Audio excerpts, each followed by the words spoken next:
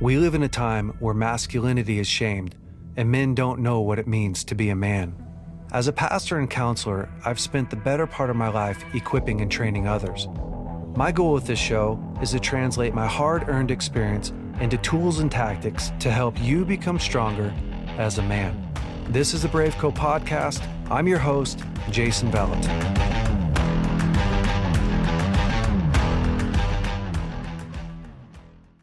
Hey, BraveCo men, I want to take a second real quick and tell you about our BraveCo conference coming up June 12th through the 14th here in Redding, California.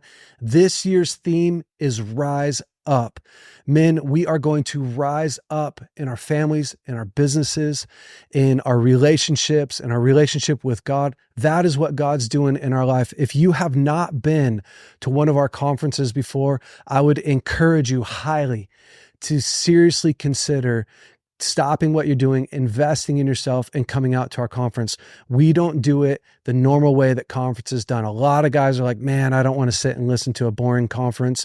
You're not going to. Our conferences are super dynamic. In fact, we put each man into a group of 50 men. You have a leader, you have co-leaders that you're running with, you have team colors, team competitions, team pride going on. There's things to win and people to compete against as well. A lot of the ministry is also done inside of your team, which is really cool because you get tons of personal ministry. You also get to minister with other men. The other piece that's really cool about the conference is we are doing a rite of passage for men 12 to 18 years old. Listen, this is so important because if you're a father, you don't want to be the only man pouring into your son. You have this opportunity to introduce your son into manhood with a ton of other men speaking into him, pouring into him, cheering him on. We have a 2.5 mile Tough Mudder course that your son will go through that is incredible. It's full of obstacles. He's going to love it. And he can come through to the conference with you this year.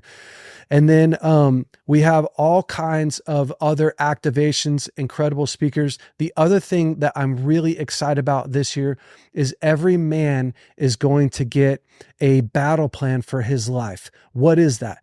Well, that is a plan that you're building during the conference for the 5 main areas in your life: your finances, your relationships, your relationship with God, your physical health, and your personal self. So you're looking at the different areas of your life and you're going, I want to ensure that when I leave the conference, I have a plan for my life. Our conferences are not mountaintop experiences. It is a catalyst into building a stronger, more powerful, more competent life. You will also have the ability to jump into discipleship at the end of the conference. Again, we're not just throwing on good conferences for guys to feel good.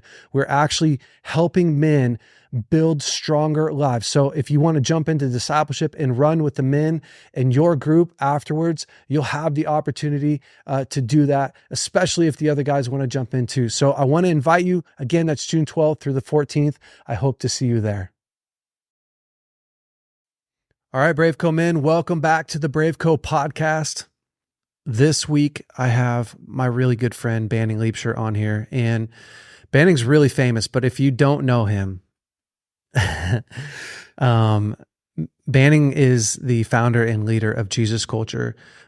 He abandoned Redding, I don't know, like 11 years ago. Yeah. 11 years ago and went to Sacramento and started a church, Jesus Culture Sacramento, down there. They have a record label and but most importantly, Banning is an incredible man. He's an incredible husband and father, and just a guy that I've respected for a really, really long time. And so I'm excited, Banning, to have you on here. Thanks so much.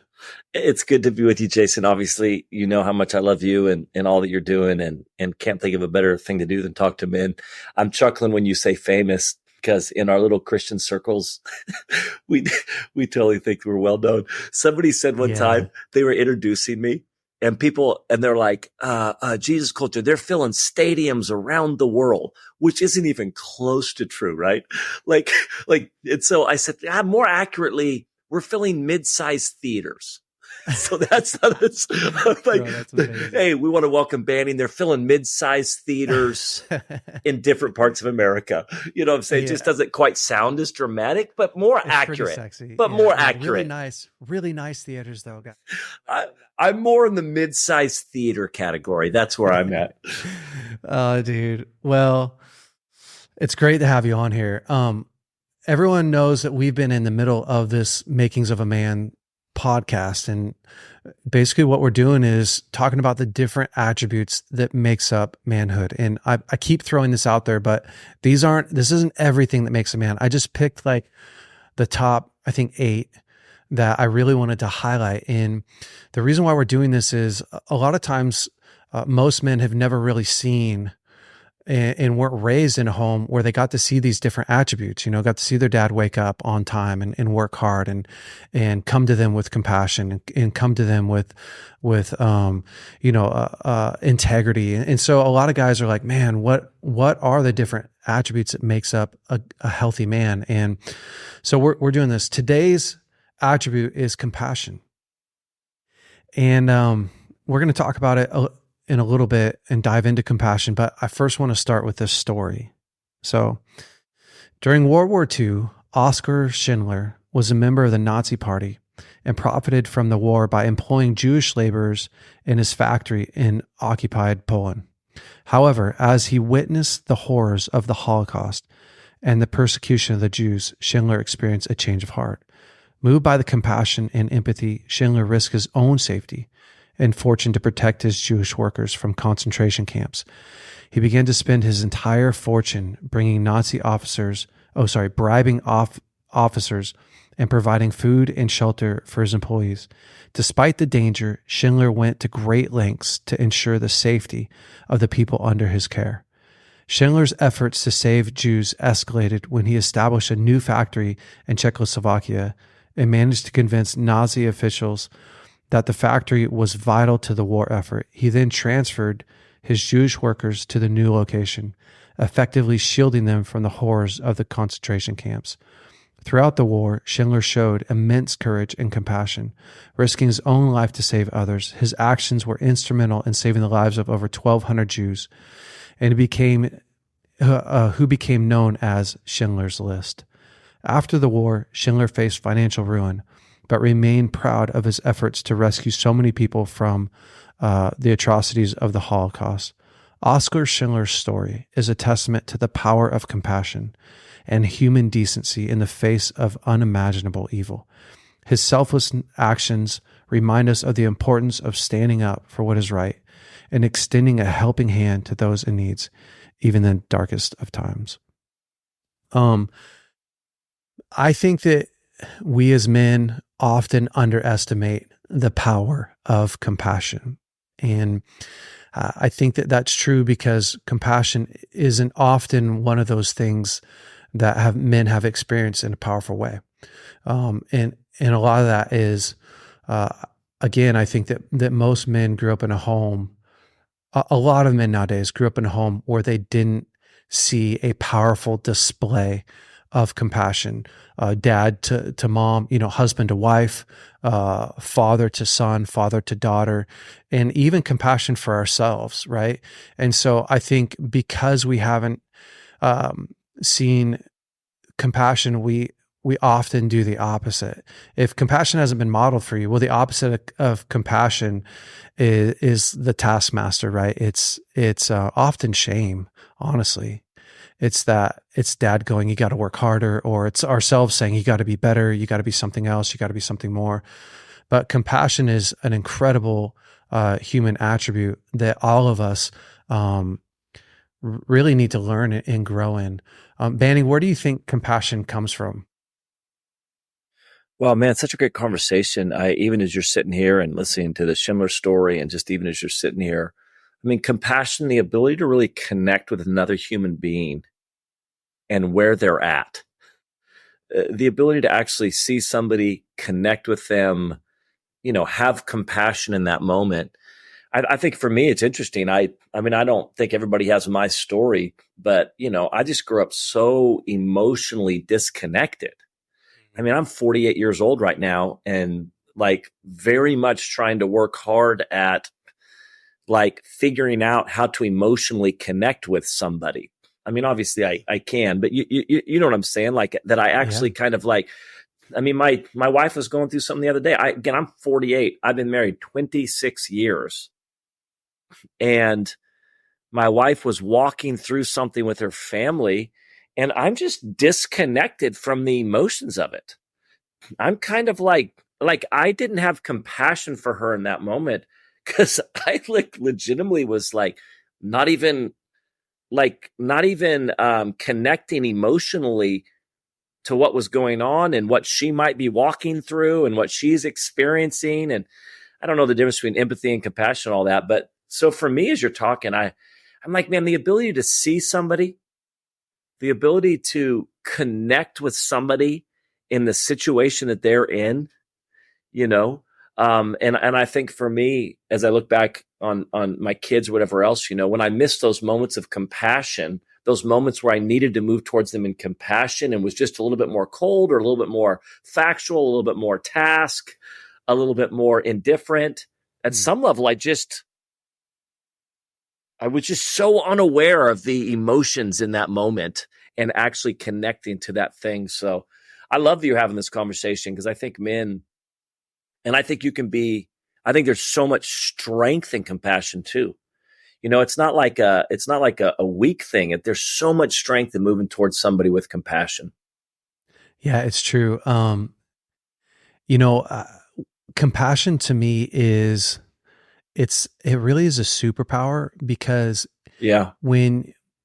okay, you see Jesus in the Bible and he was going on his way to do something. He had like this task, right? Or this mission that God had given him. Yeah. And as he's going, there's several places in the Bible where it says, from compassion, Jesus ...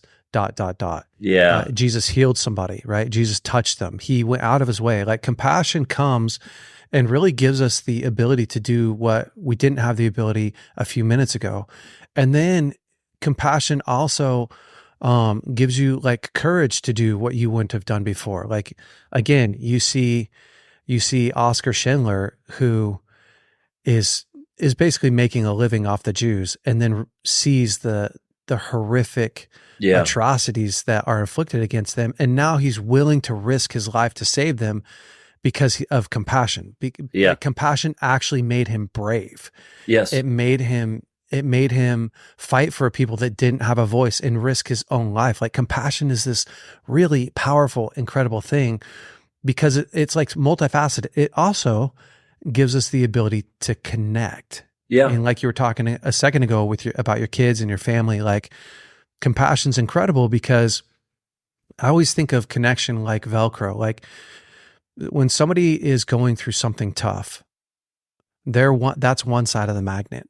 When I can put myself in their shoes and really listen and really understand, like I now have the ability to like, to stick to adhere to them and to give them a felt sense that they're not alone. It's compassion is the way that we transfer. I care for you. Yeah. I love you.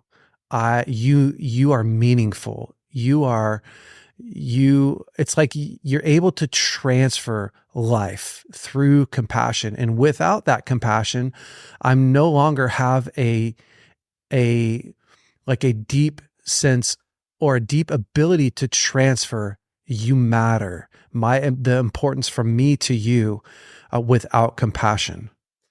It's interesting you're saying that right now because I think that compassion, that ability to see somebody in the situation they're in. So they're in a situation and I see you in that situation. I mean, how can you not feel valued when somebody sees you? Yeah. Sees you in the situation you're in, and then with Schindler or any other situation, and then because they see you, it causes action to happen in their life.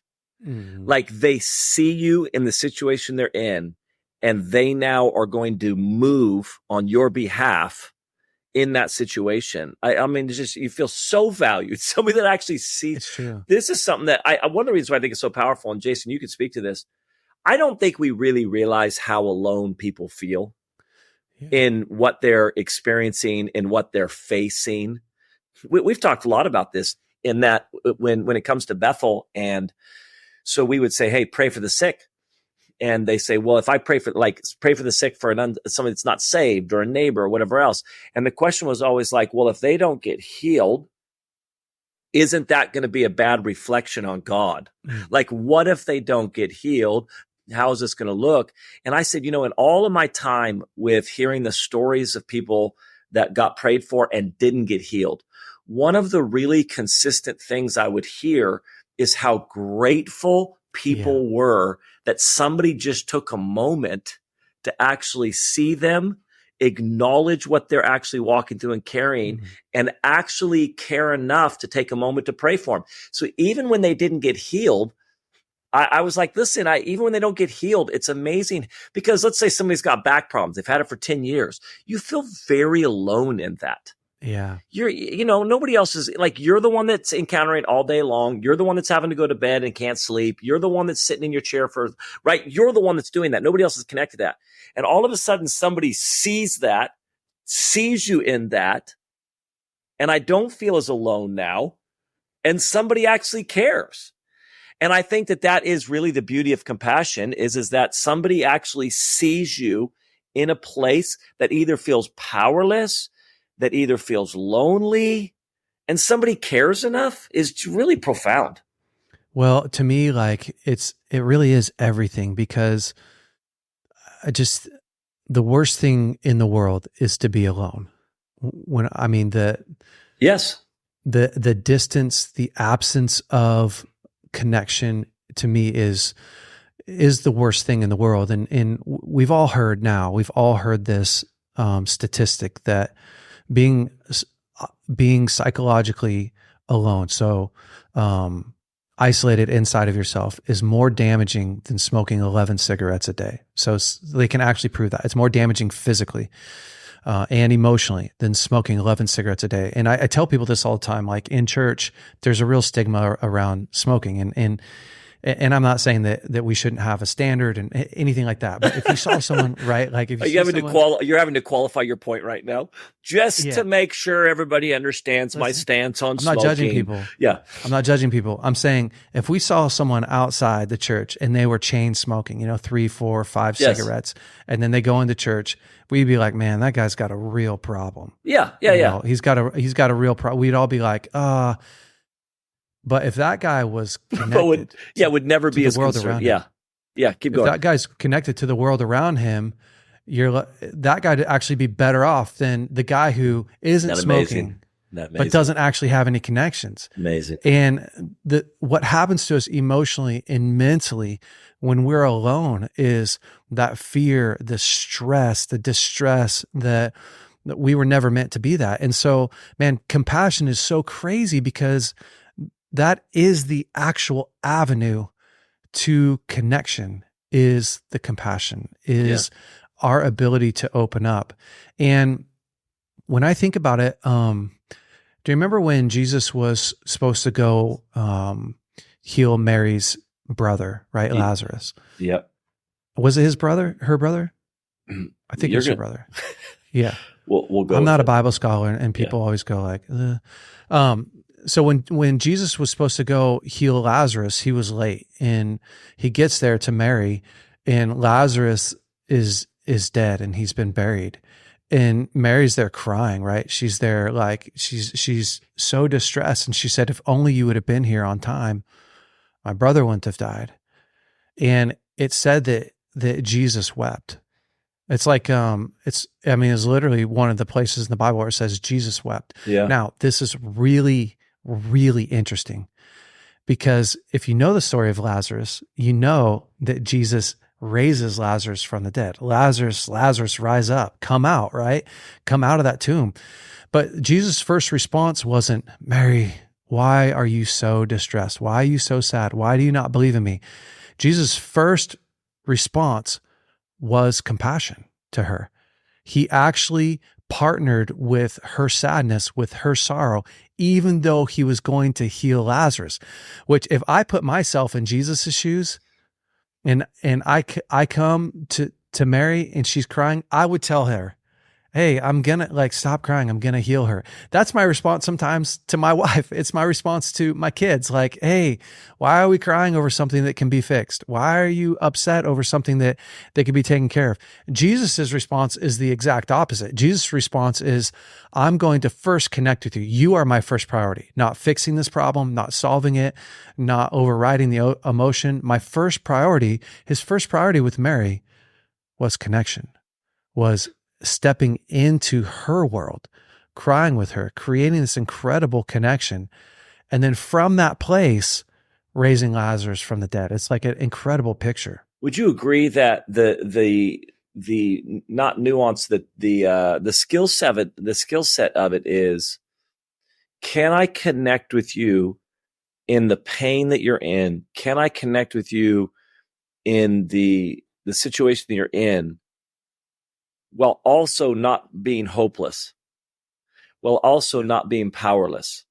You know, like Jesus had that ability to come and go, I see you where you're at. I am going to connect to the pain that you're experiencing, but not actually contribute to the hopelessness or the powerlessness. You know, that I think that's an interesting thing. Like, how do we connect to people and actually, because in that moment, I just am like, I'd want to come in and just I want to look at this. I have fireworks going off in the background. Do you see this? Thanks to AI. If you're not, I cannot figure out how to turn this off on my computer, by the way. But whenever I make a good point, fireworks just go off now. But that's horrible.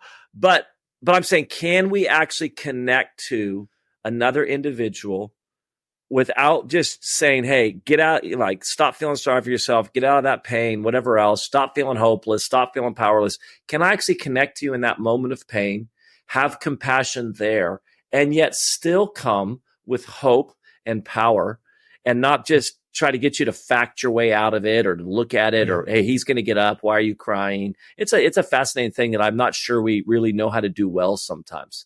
We just want to come in with the facts, like, hey, listen, or we want to come in and just kind of sit in the pit with them. Jesus had this interesting way of like recognizing people, but seeing them, but not also contributing to the hopeless pit that they're in too.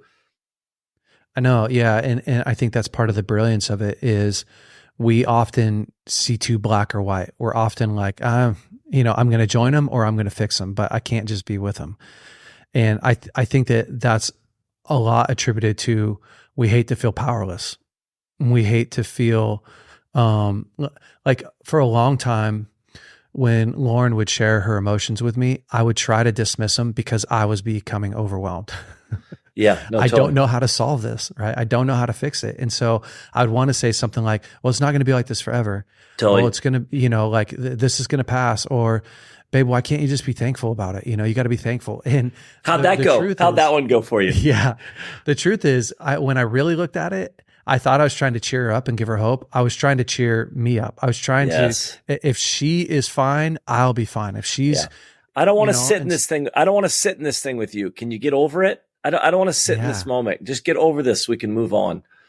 Yeah.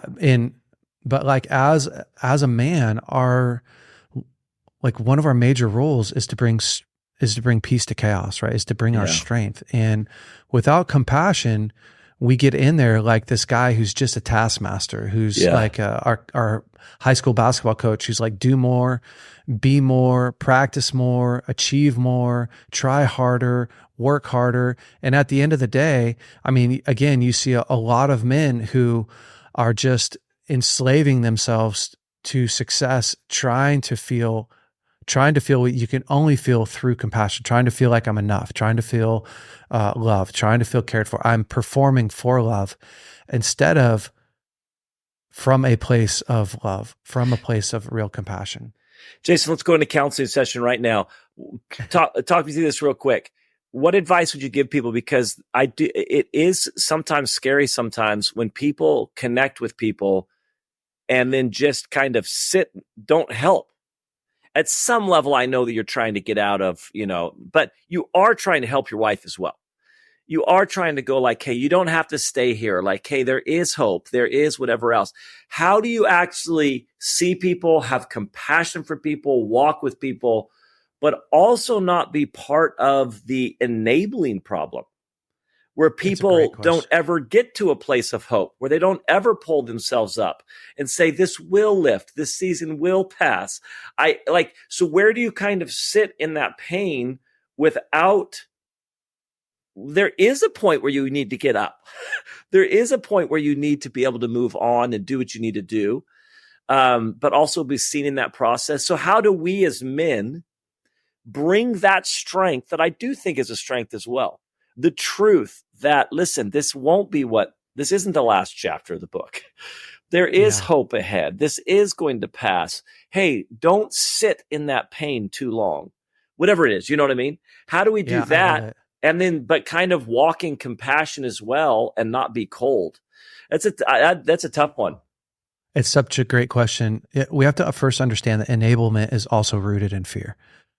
And so when people enable others, it is not because they necessarily love them. It's because they're afraid, right? Sure. They're afraid of the outcome of what will happen to this person if I stop helping them. What will happen to this person if they don't have me? And so to me, like the first step is it's in this saying, people don't care how much you know until they know how much you care. So you're in between this tight line, right? Of I can offer all the solutions in the world as a counselor, but you're way more likely to actually do what I'm asking you to do if you feel like I care about you. Yes. And if you feel like I really know and understand you. See, it's not that I don't offer my wife any solutions. It's that until she really feels known, seen, understood, cared for, heard, then all of my solutions are void of connection. But when she really feels known and seen and heard and understood,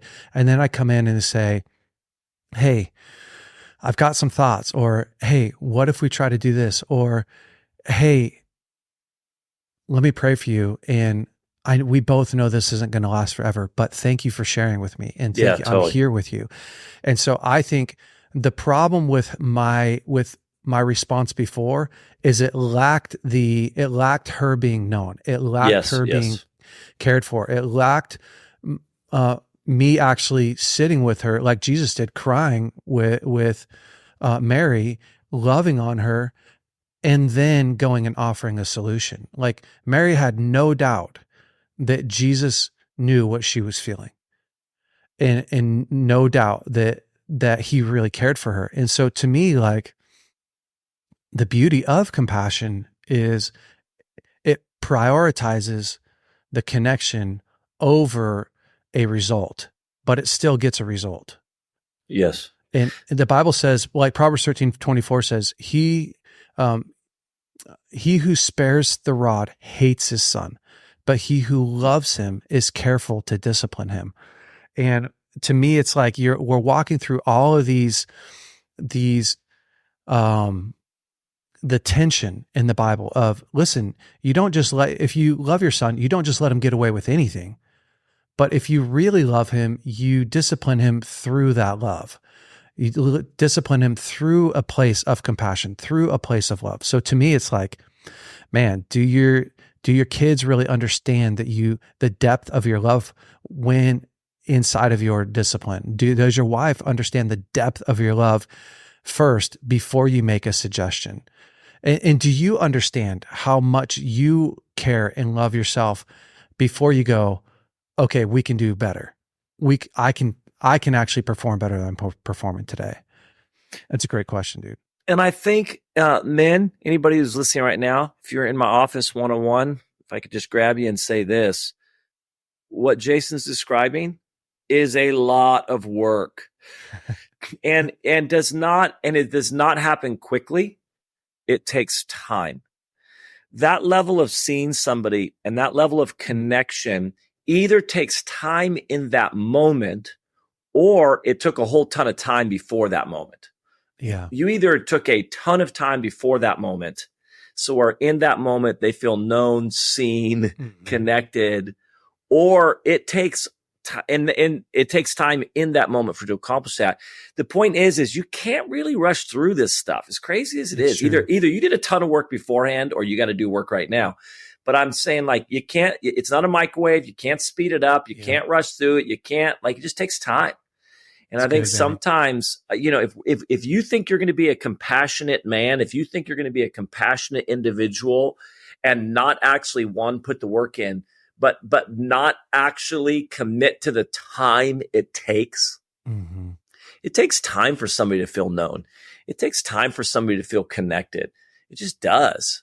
And I think that's why we have to be about that work. And it's true. Every week right now, we're giving an activation for a guy to do for these series. And I wanted to give guys this activation here coming up because it's the starting point, right? Like you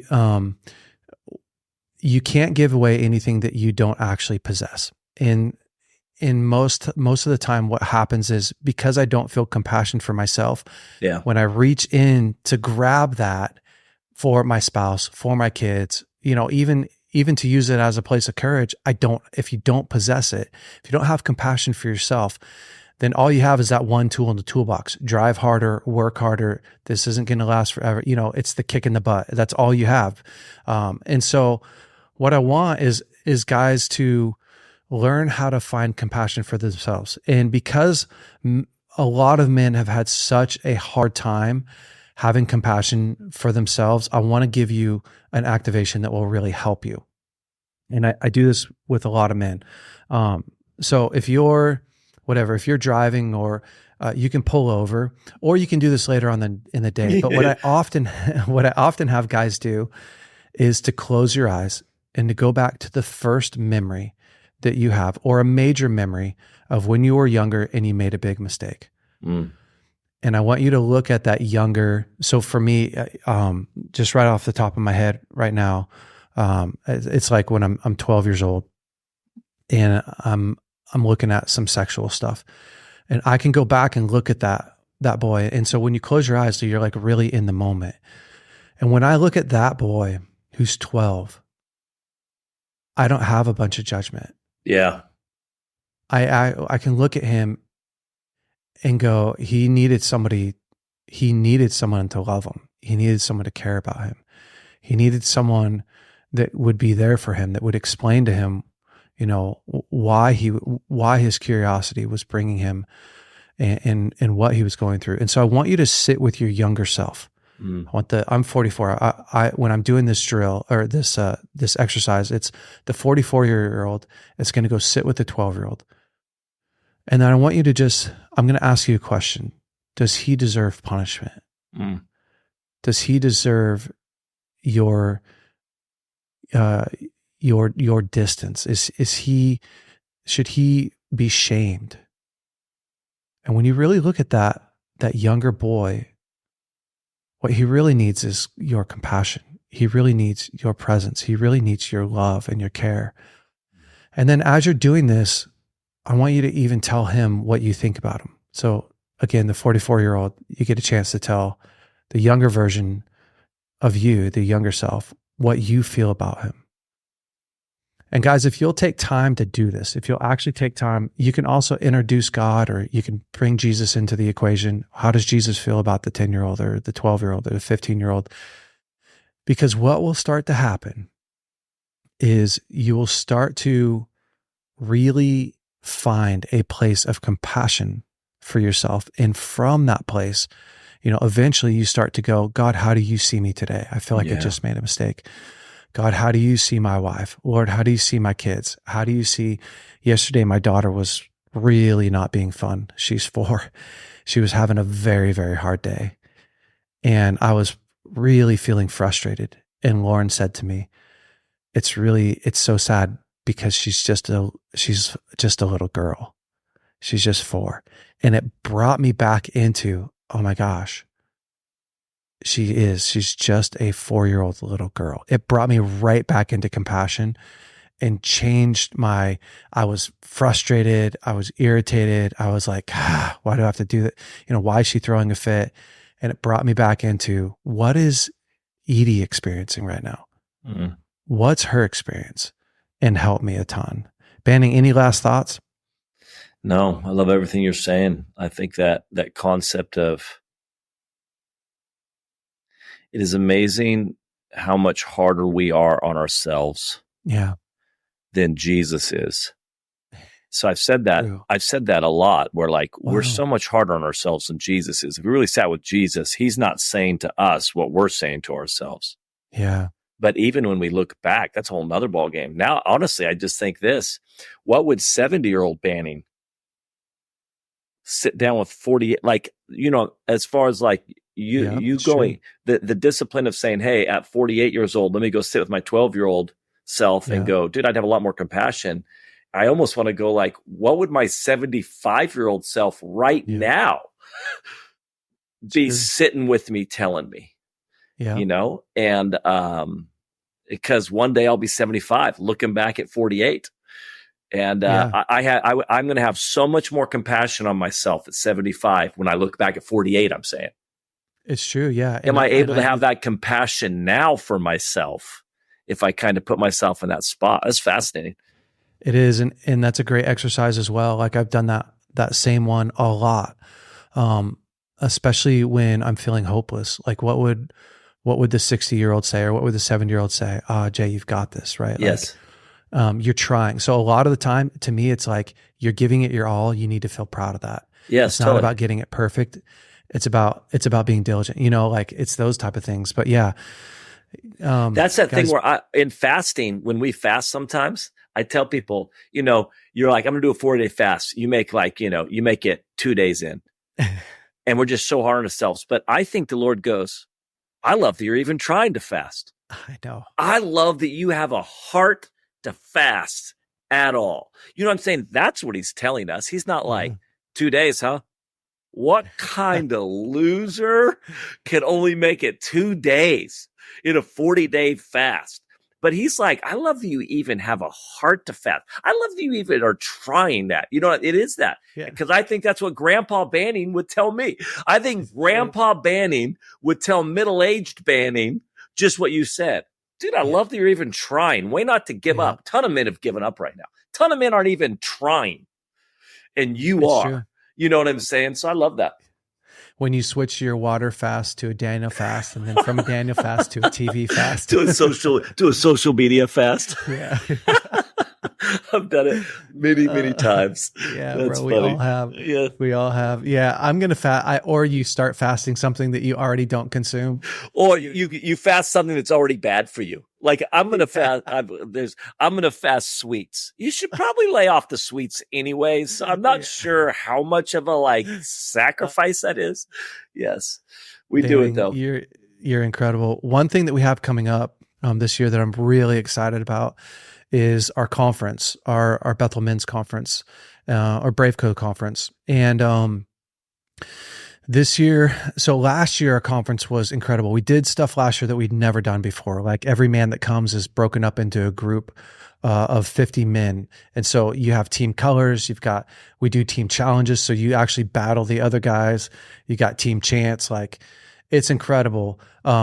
Most of the ministry time is done inside of your group because you have leaders and co-leaders. It's a way that guys don't hide, but it's also a way to activate every man. Yeah.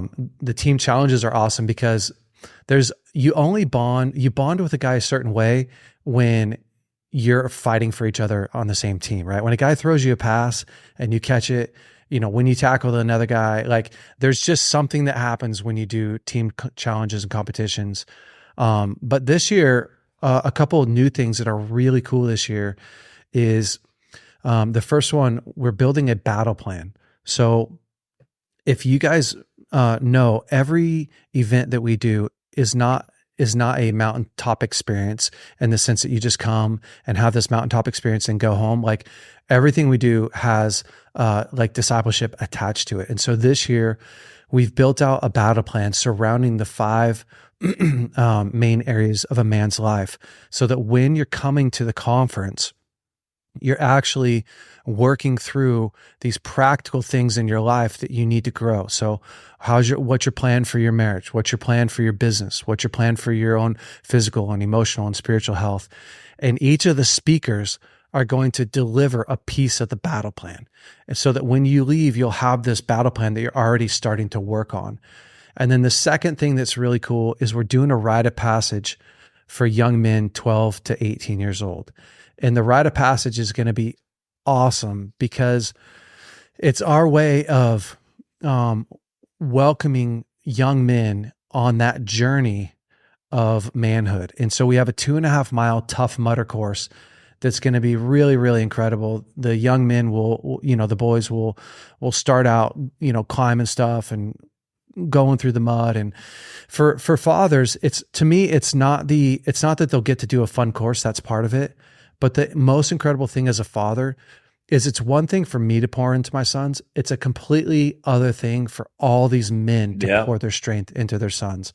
Yeah. And so if you have a son, 12 to 18 years old, please invite him to come and go through the conference with you and also jump into the rite of passage. Like, it's going to be a fun time. And Banning, you're coming to speak this year, which I'm super pumped for that. So yeah, I would say this about gathering right now too. It is really hard to put into words and to quantify. So you can even share all that you're saying. Hey, we've got this going on. We got this going on. This will be beneficial. I am finding more and more that in all that's happening online, which is awesome, there is something that happens when we get in the room with other people. It's true. It's an exchange of life. In fact, we do these pastor gatherings and they're pretty simple and we just get together. But it's hard to describe the life that gets exchanged.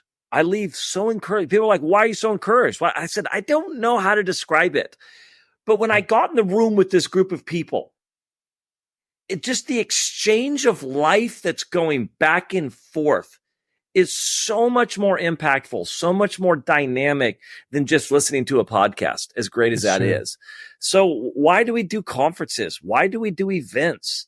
At some level, you cannot replace the life that is exchanged when people rub shoulders and get in the same room and are going after God together. There's just something about it. So I would absolutely encourage you to show up to this stuff. Yeah, last year was awesome. The last day I remember walking through the hall and it was so crazy because every guy that I walked past, I knew he had an encounter from God. He'd had a prophetic word from another man. He had had a really powerful bonding experience with the men in his group. Like, it was really incredible. And there's something that happens when you are a part of a tribe, a part of a group. And lastly, the cool thing that happens at a conference is you'll get a chance to run with those men afterwards. So if you want to jump into discipleship, you have an opportunity to jump into discipleship after the conference and continue that growth. So guys, if you're interested, you can go to braveco.org, go to our events page and you can sign up for that. But Banning, thank you so much, man, for coming on here. I appreciate you so much, dude. Anytime, man. Excited to be at the conference. Love being on the podcast. BraveCo men, this week's assignment is take some time and find some compassion for yourself. So we already told you how, and grow that muscle in your life. Otherwise, men, stay brave out there. We will see you next week on the BraveCo podcast.